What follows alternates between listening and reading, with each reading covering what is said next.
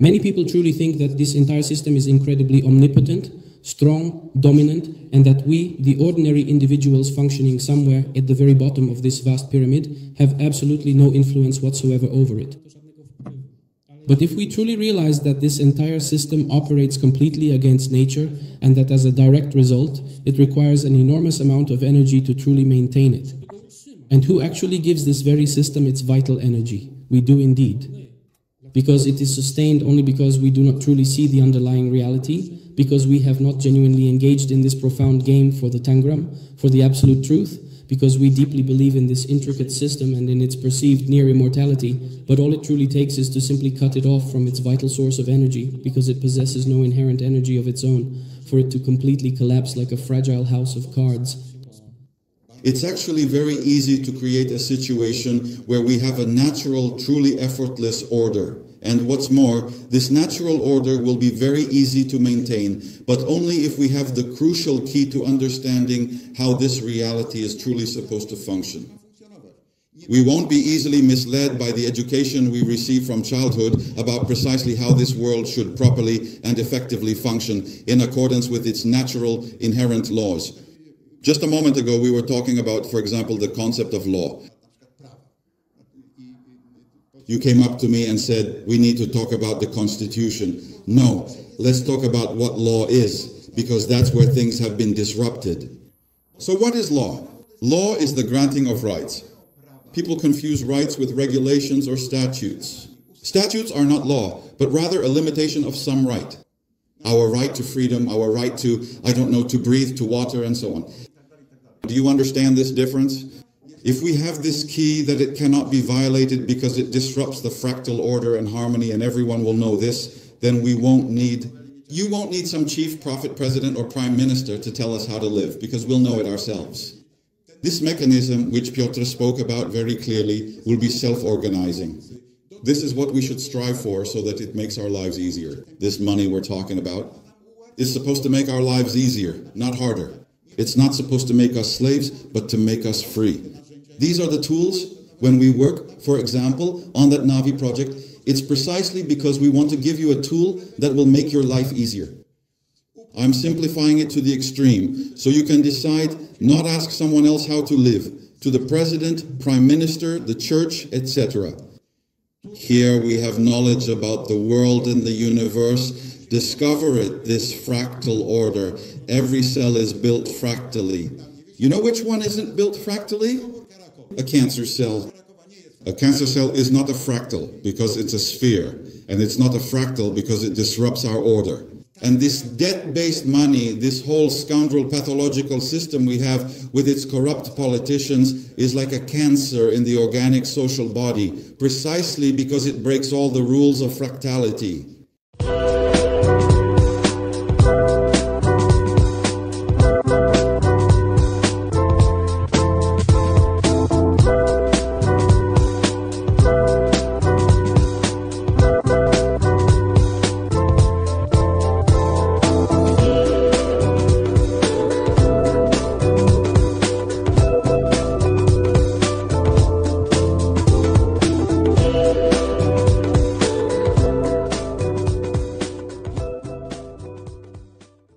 Ladies and gentlemen, Tangram, or the Game of Truth, now a lecture by two gentlemen. Tangram is a very old Chinese game that involves arranging shapes from various pieces scattered on a board. We were all children once, and some of us still are, and that's something to be proud of. The gentlemen who will start with Tangram and then move on to much deeper and broader topics are Wojciech Dobrzynski, President of the National Institute for Strategic Studies, and Piotr Jankowski. Both gentlemen have been working for 10 years to delve into the essence of money and starting from money.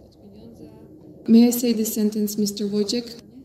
Yes. Starting from money and moving towards refining spirituality. And that's a fascinating journey. And it will certainly, at least in part, become our shared experience today. So I invite the gentlemen. Those of you who indeed watch us and currently know us are aware that we are running several projects. The main project is the vision of a truly sovereign Poland. Another very extremely important and significant project indeed is our project. One of the IT authors is here in the audience. This is a tool that will allow us to implement the vision of a sovereign Poland, but we went even further, and that's exactly what Piotr is working on, who is the chief expert at the National Institute for Strategic Studies. From, so to speak, a much higher level, from precisely how we truly understand the fundamental reality that surrounds us, to exactly how we meticulously prepare for what is inevitably about to happen. In the broader context of everything that we have heard here today, our current diagnoses are in actual fact very accurate indeed regarding just how poorly this entire world truly functions.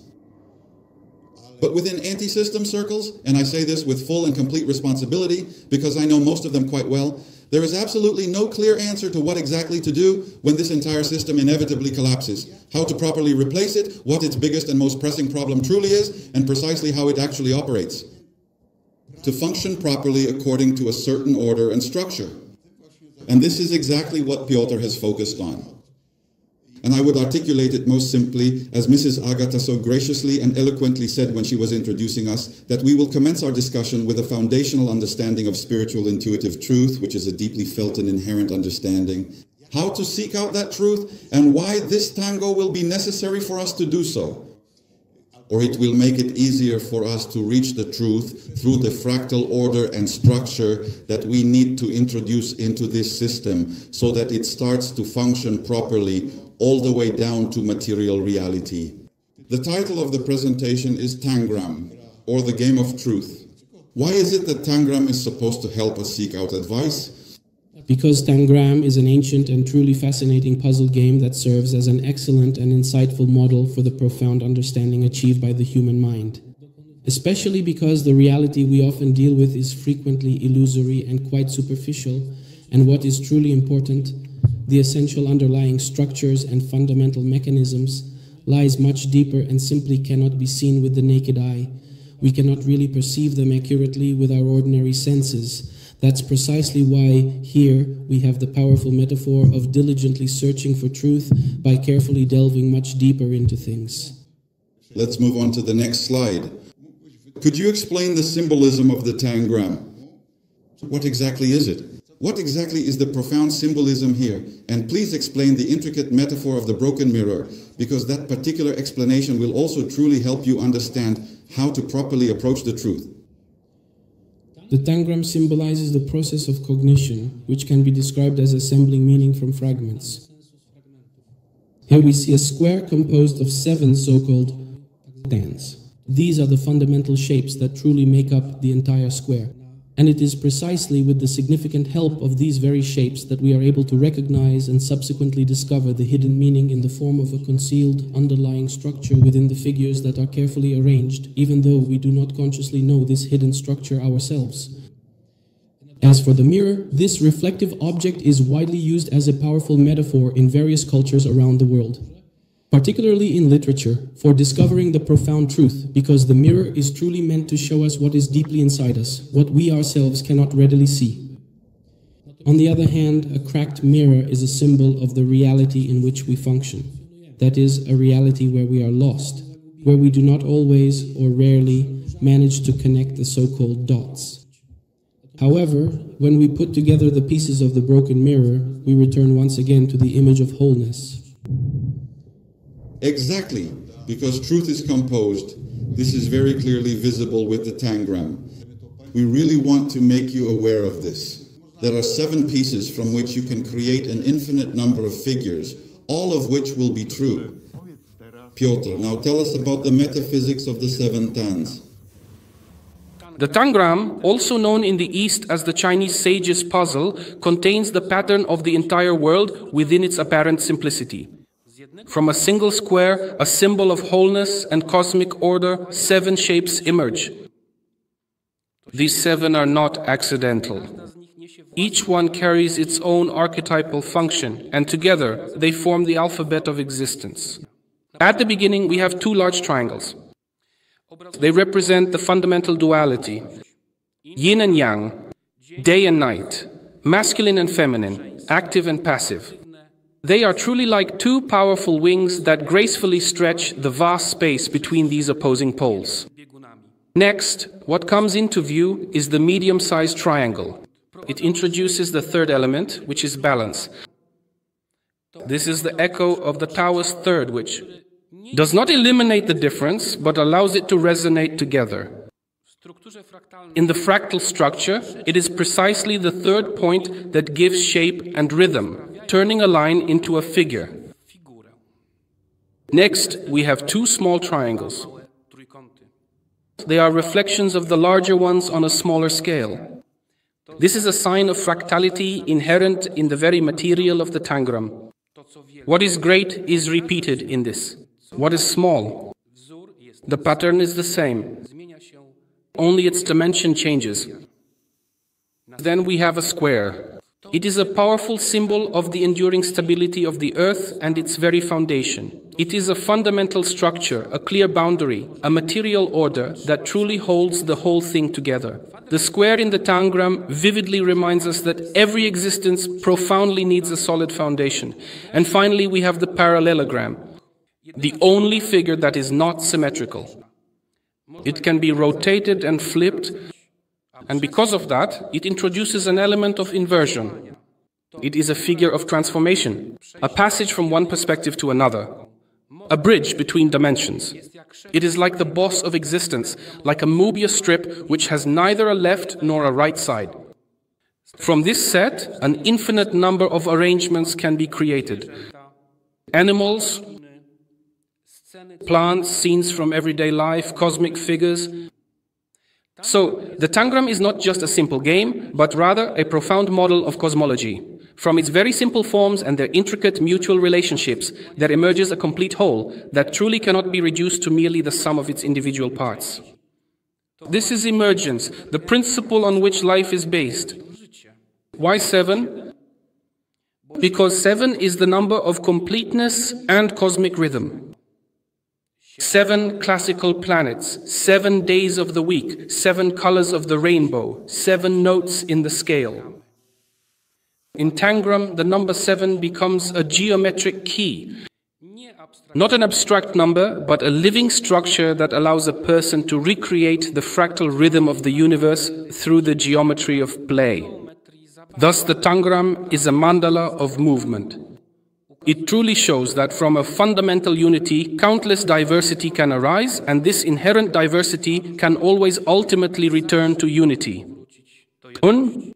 Now we will show you a unique artifact, the legendary artifact of Master Twardowski's mirror. Piotr, tell us what message this Polish artifact carries, which directly relates to this program. This is an authentic artifact located in the sacristy of the church, actually in the basilica to be precise, in Węgrów, Mazovia. It is a mirror, a looking glass, that was used in the 16th century by the famous alchemist Jan Twardowski. It symbolizes precisely the entry into a deeper reality, into the past, the present, the future, as well as into other dimensions. And there are two very interesting legends associated with this ancient mirror, which also cast a slightly different and intriguing light on this cracked mirror, or the visible cracks in the mirror. The first is connected to Sigismund Augustus, the last king of the Jagiellonian dynasty. At his specific request, Jan Twardowski summoned a powerful spirit using this very mirror.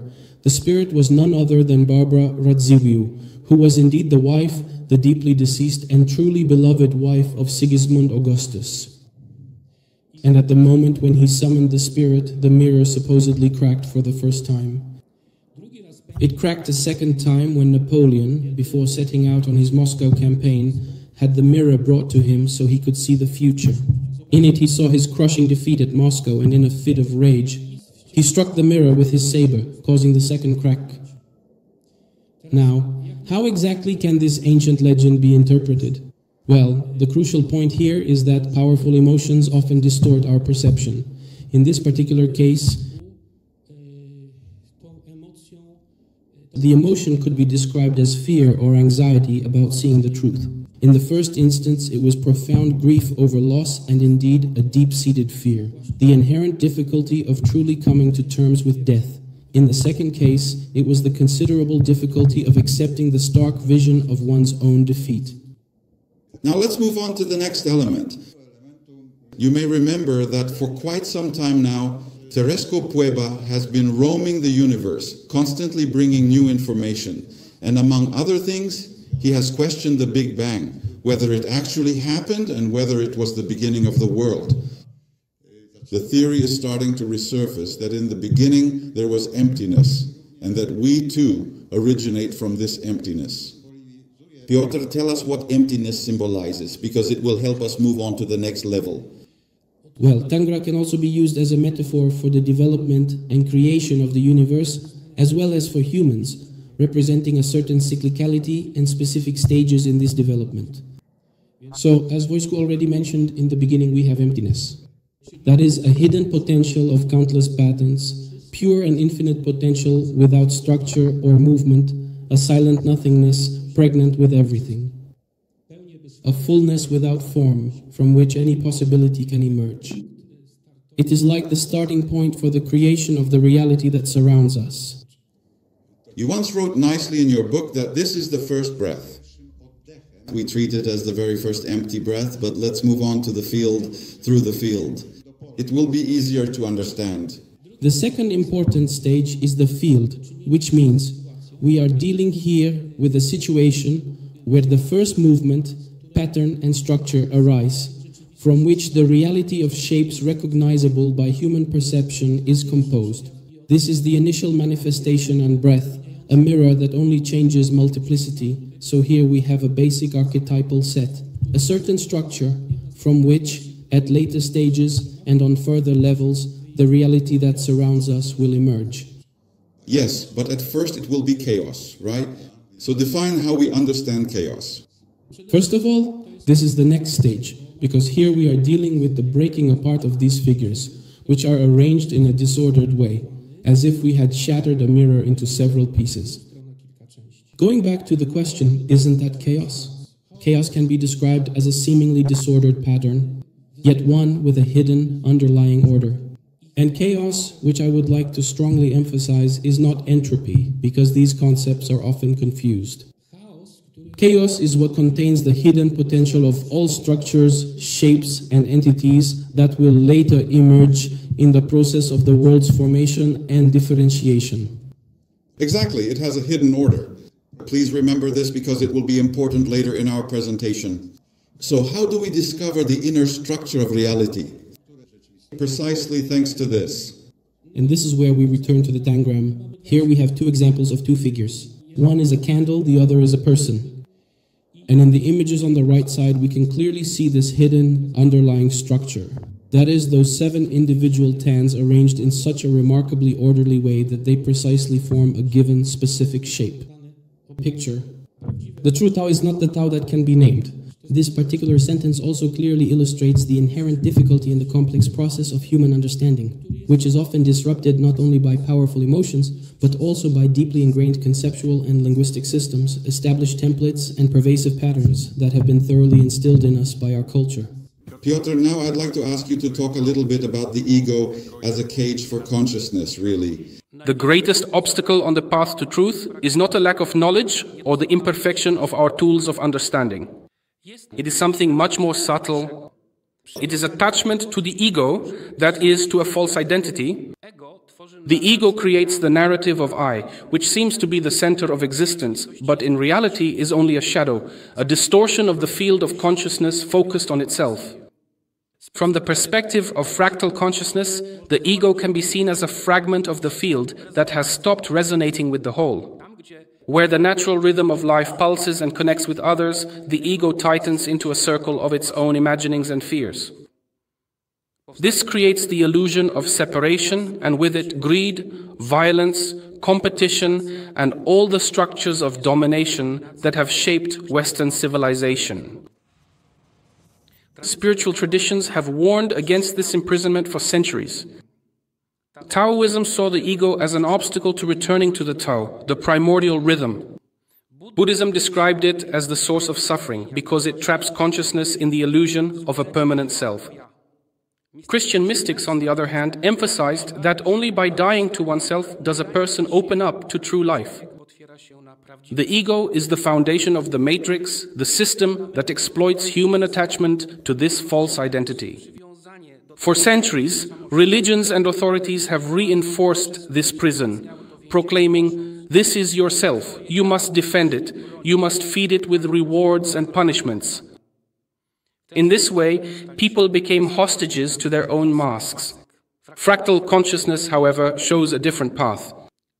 The true self is not the ego, but presence, a transparent existence attuned to the entirety of the field. The ego can remain a tool, like a lens that focuses attention, but it should not be the foundation. When a person lets go of attachment to a false identity, they truly open up to the network of mutual connections. And now, as I was talking about the process of cognition, this game actually symbolizes a certain process that takes place in the human mind, one that requires effort. It is also profoundly mysterious, because it is precisely this particular kind of mysterious, analytical, intuitive process, which is also fundamentally based upon analogical thinking. And this allows us, as human beings, to truly perceive this deeply hidden reality. Exactly. After this intellectual game, let's then move on to defining the truth. First of all, it must be said that truth comes in silence and humility, which is why it is so difficult to describe. Truth is like light passing through a stained glass window. The color changes, but the ray remains the same. It cannot be possessed, one can only resonate with it, and its purest form is not recognized by the intellect, but by a consciousness attuned to the world, alive and sensitive. We now move on to fractal order and structure, because this will be the key that will allow us, first of all, to understand reality, how it should properly function, and then to maintain it in that order and structure, just as the Polish word for authority comes from maintaining something in order and structure, not from managing it. So let's move on to the intriguing Sierpinski triangle, but let's also take a moment to talk for a little while about Sierpinski himself, because Poles have indeed made truly incredible achievements precisely in deciphering how the world truly works. Sierpinski was a Polish mathematician who created in mathematics, specifically in geometry, the first fractal, although it wasn't called that at the time, since the term was coined later by Mandelbrot. However, an incredibly interesting and significant story from his remarkable life is that he was the esteemed head of the cryptography unit in the Polish army during the tumultuous Polish Bolshevik War, and he successfully deciphered numerous encrypted Bolshevik dispatches. Thanks to him, among others, we won this clash with the barbaric entropy in the form of Bolshevism that was coming from the East. But returning to the triangle, the first illustration shows us an empty triangle, in which a randomly placed dot appears anywhere.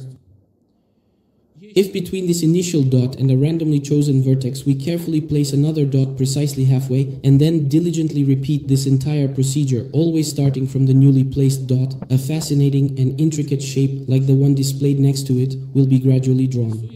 This resulting figure is absolutely regular, perfectly symmetrical, and remarkably fractal at the very same time.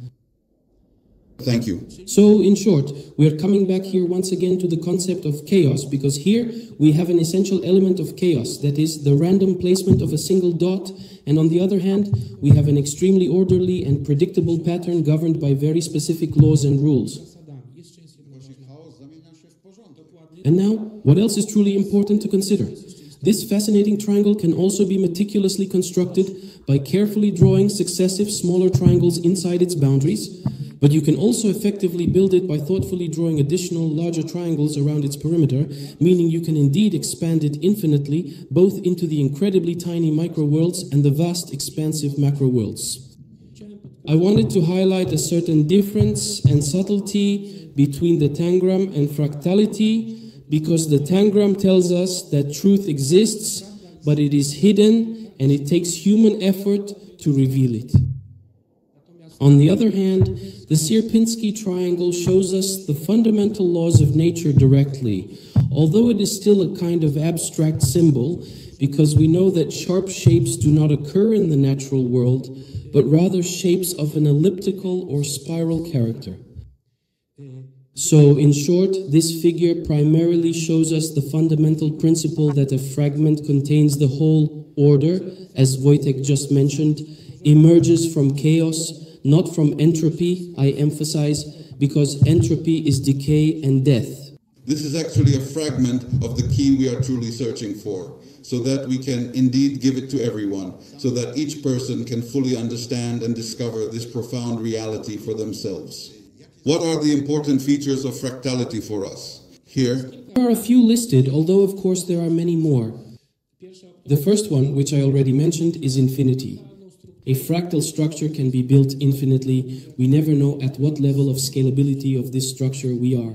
Whether we're in the middle, at the beginning, or at the end, in fact, it doesn't matter at all, because the middle, beginning, and end are infinite. That's because these are all repetitive structures, and this pattern repeats itself at different scales. Self-similarity, that's exactly where it comes from. In fact, this infinity also results from self-similarity, because these patterns endlessly replicate themselves. Self-organization. Based on a pattern without an imposed center of hierarchy and domination, in short, it's a self-dynamic structure that possesses internal hidden energy and does not require hierarchy or domination. Unfortunately, what we observe around us, especially in social life, breaks these principles. Next, energy efficiency. This is a very important feature because thanks to this energy efficiency, which is directly related to fractality, life can exist at all. For example, there are vital organs like the lungs or the intricate circulatory system. The lungs, for instance, possess a constant volume, but mathematically speaking, they exhibit an almost infinite surface area, much like the fascinating fractal known as the Koch snowflake. And it is precisely thanks to this remarkable property that highly efficient gas exchange, and indeed life itself, are made possible. You could say this is a kind of fractal decompression. Fractal decompression also occurs when a plant emerges from a seed and a flower or tree grows. This is also an example of such decompression. But the opposite phenomenon also occurs, namely compression. Compression is associated, for example, with DNA, which has the property of absolute non-destructive compression, as Dan Winter describes in his works.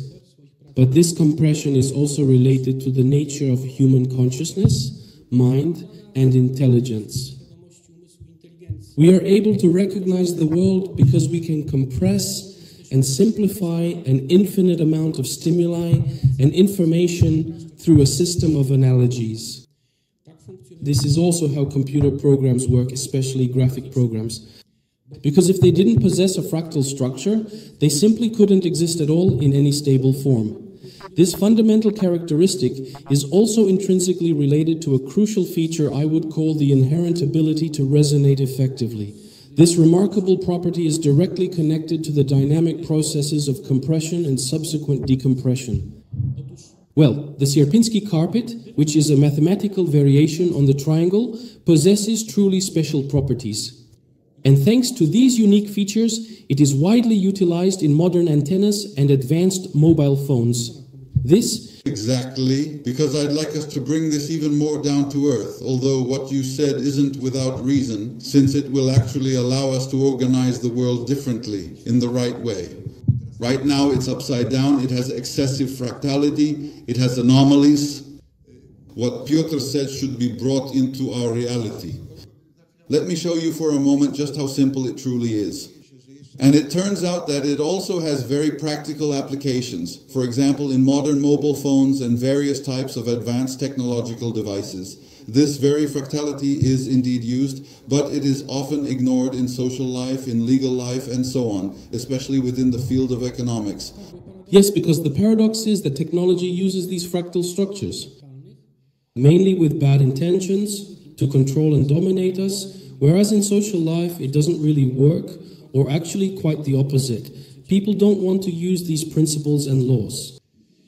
And here we have an example of the Sierpinski carpet, and further variations on the Sierpinski carpet, another fractal. And what's interesting? If it weren't for these structures used in antennas, first of all, the antennas would have to be outside. And secondly, there would have to be many of them to cover different frequencies. But thanks to this compression and the resonance characteristic of these structures, it is possible to hide the antenna and use it in a multifaceted, multi-directional way. Piotr, now could you please tell us about the truly exceptional fractality of the renowned Mendeleev table? This is yet another undeniable proof of the fractal nature of the world. Mendeleev realized that the inherent pattern of his table was incomplete, and that to truly complete it, new elements were absolutely needed, elements that no one had yet discovered. In this sense, Mendeleev became the creator of a new Tangram of matter, an alphabet of the fundamental forms of physical reality. He read the cosmos. Mendeleev proposed a new key to organization. He was the first to notice that the properties of chemical elements are not chaotic. They form a series of repetitions. His key became periodicity, a fundamental fractal logic. Secondly, Mendeleev boldly dared to leave empty spaces in his meticulously constructed table for elements that were not yet known to science, but which absolutely had to exist since the inherent fractal order of the universe precisely required it. Mendeleev clearly showed what true fractal intelligence truly is. Mendeleev's profound cognitive process was a perfect model example of how fractal intelligence effectively works, recognizing hidden patterns through analogy. And here, there were two levels. The analytical level organized the data by observing known elements and their properties, and the analogical level noticed recurring rhythms and relationships between properties. The Mendeleev table is not only a tool of chemistry, but also a manifesto of fractal truth. And now, a really important conclusion relating to everything we've been telling you all along. Fractality is movement in rhythm, which inherently awakens consciousness, creates meaningful relationships, allows for evolution, deeply unites in love, and self-organizes just like life in its purest, fundamental form. A fractal is the perception of infinity through the eye of matter. And now the compelling conclusion drawn from this is that since fractality is indeed the fundamental matrix of all reality, it should also inherently organize our social life. For example, let's take a moment to consider a specific scenario. For instance, the vital institution of money, which should properly function as the economic bloodstream and truly serve the common good, not narrow private interests. Exactly. So now we'll show you how money should function properly. We've had lectures here claiming that only debt-based money exists, that this is the only way to manage the world, right? That's a different civilization, a civilization where money rules. And where social conflicts are resolved through war, that's the Judeo-Turanian civilization.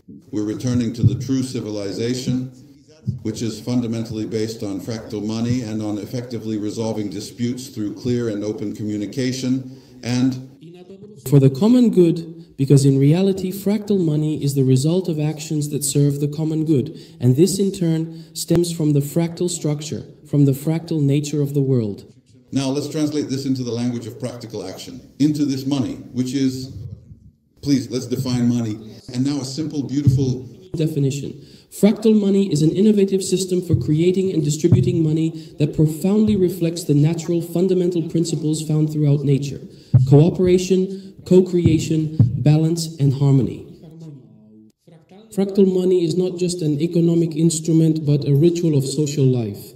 In the very way that the vital energy of the social field truly materializes within the economy, in its various flows and dynamic exchanges. Its ultimate goal is achieving balance and the continuous self-renewal of the entire whole at every single level.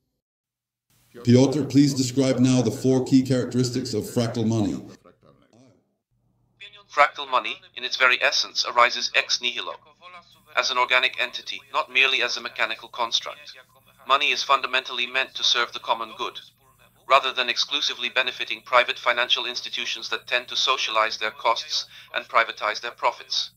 It is inherently created and circulates according to the profound principles of self-similarity and self-organization, operating at every conceivable economic level, from the individual, through the family unit and the local community, up to the overarching state. Third, it constantly returns to circulation, and there is as much of it as is needed at any given moment. Like blood in a healthy human body, It balances between inflation and deflation, and its flow is not artificially blocked. And fourth, it connects the material and informational levels. It is both a significant carrier of economic value and also a vital conduit for creative, non-antagonistic social relations. Ladies and gentlemen, I would like Piotr to show the metaphors of money using the example of a tree, but there is one thing I would like to say. We mentioned here that there is no hierarchy. Fractality means there is no hierarchy. Well, there is no hierarchy in the forest. The forest is an excellently organized organism. Everything is perfectly organized there, but there is no prime minister, no president, no government, no parliament. There isn't because it self-regulates. Someday we'll talk about the forest. I function perfectly with myself, but now we'll show an example of such a metaphor for fractal money. While preparing this presentation, it genuinely occurred to me that a tree would be a very good example, a powerful symbol of how money should be organized. Fractal money is truly like a living tree. Its deep roots are sovereign issuance. The sturdy trunk is the public budget, a stable and essential channel for nourishing the entire community.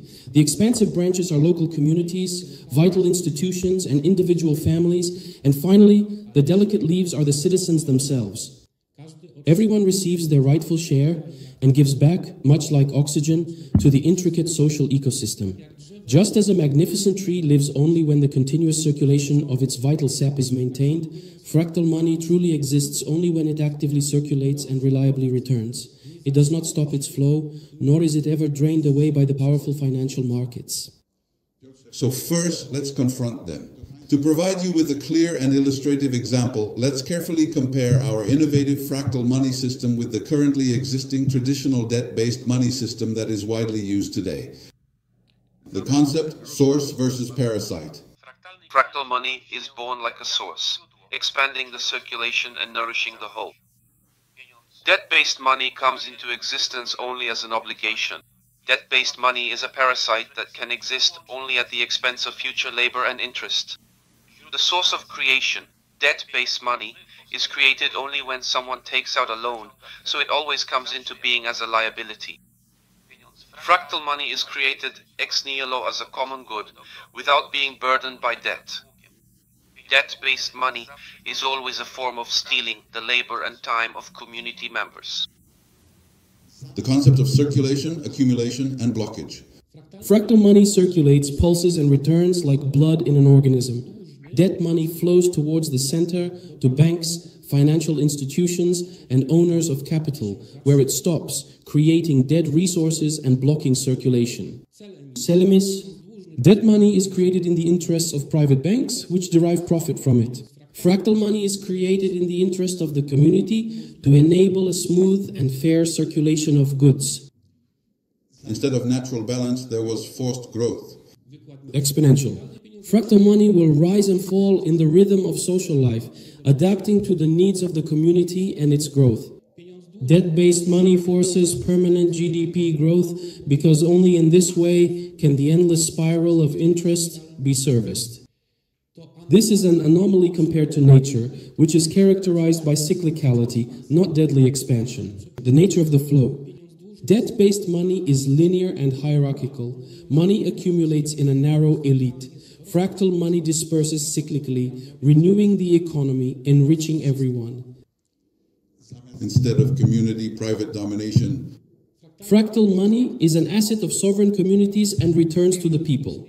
Debt money is the result of a private monopoly on issuance, a tool of power for banks that usurp the right to create money out of nothing, while burdening the entire society with interest costs. The social effect.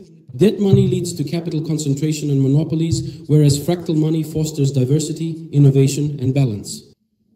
Instead of life, there is entropy and destruction. Fractal money is in harmony with the rhythm of life. Once again, flow and balance. Debt money is structurally entropic. It leads to the concentration of wealth, the depletion of communities, and the destruction of the environment because it forces the exploitative extraction of resources in order to repay debt and interest.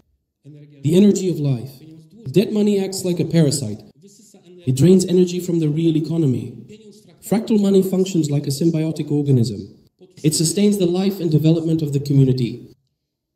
Instead of true freedom, we have financial slavery. Exactly, because with debt money we are dealing with debt that cannot be repaid. The banking money system creates a permanently growing debt that cannot be repaid, because the interest is not created along with the principal. This leads to mass dispossession, disappearance middle class, breakdown families, theft time and labor, destruction states and nations, consequently social unrest, revolutions and wars. Debt money is an anomaly in relation to law, nature and common good. Instead of fractal harmony, it creates an artificial, lifeless structure that first devours the real economy created by human labor and later can even consume itself. Ladies and gentlemen, and now the most important conclusion from our presentation. The profound transition from debt money to sovereign, that is fractal money, is not just a technical reform, but indeed a civilizational change, a critical necessity, a rescue from impending systemic collapse. And here is one more important remark.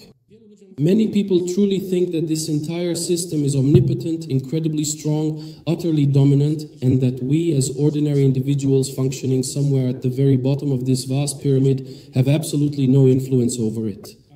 But if we realize that this system operates against nature and therefore requires enormous energy to sustain it, and who provides this energy to the system?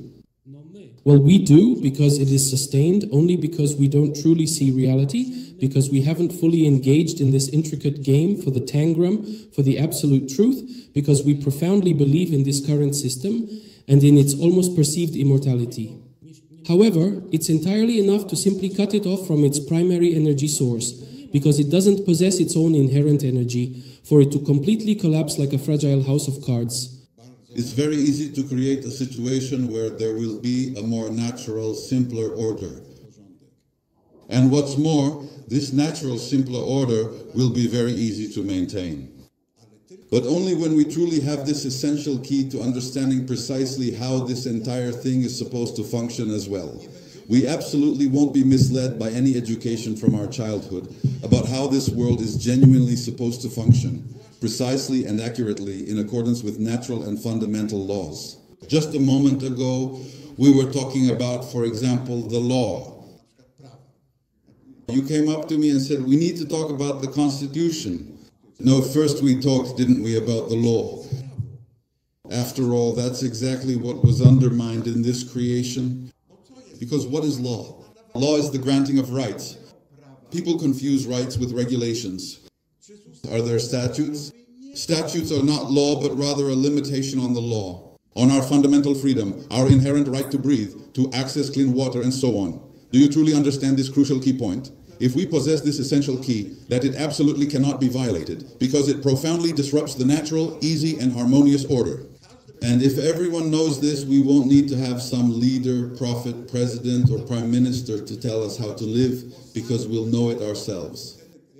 This mechanism, which Piotr described very clearly, will be self-organizing. That's what we should aim for, to make life easier for ourselves. This money we're talking about is supposed to make things easier for us today, to make things easier, not harder. Not to make us slaves, but to make us free. These are the tools. When we work, for example, on this project, it's precisely because we want to give you a tool that will make your life easier. It's simplified to the extreme so that you can decide for yourselves without having to ask someone else how to live. With all due respect to the president, the prime minister, the church, and so on and so forth.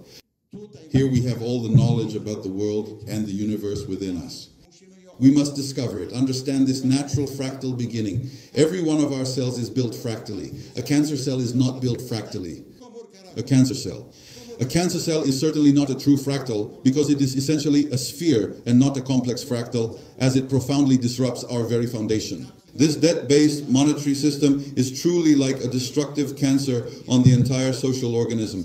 This whole current system we have, which is corrupt, deeply pathological, with truly pathological politicians, breaks all the fundamental principles of fractality. And I would like to genuinely encourage you at the very end to please read the first chapter of my comprehensive book, You can easily read it on the official website, which is niceorg.pl. There's also a glossary of basic terms there. The first chapter is about fractality as the fundamental matrix of reality. At the moment, I'm finishing writing the chapter about truth. I think that within 2 or 3 weeks, the chapter on truth will be published, and then there will be more chapters.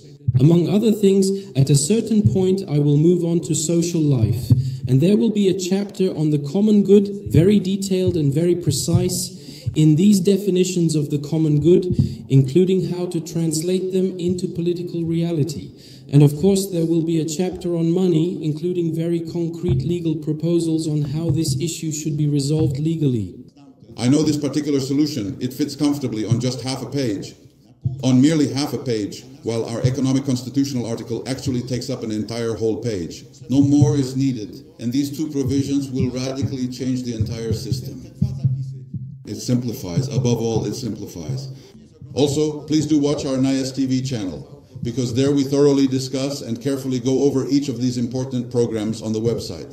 There you have comprehensive documents, and here you have informative videos, detailed recordings, for example, engaging meetings with our dear Ms. Agata, whom we briefly touched upon a bit in terms of the overall process, and I think that's all for today. Thank you very much for your kind attention. Thank you very much. Przebudź się, oto nowy dzień. W świetle prawdy stań, w jedności trwaj, o wolność wal. Przebudź się, nastał nowy dzień. Zrzuć kajdany zła i powiedz już do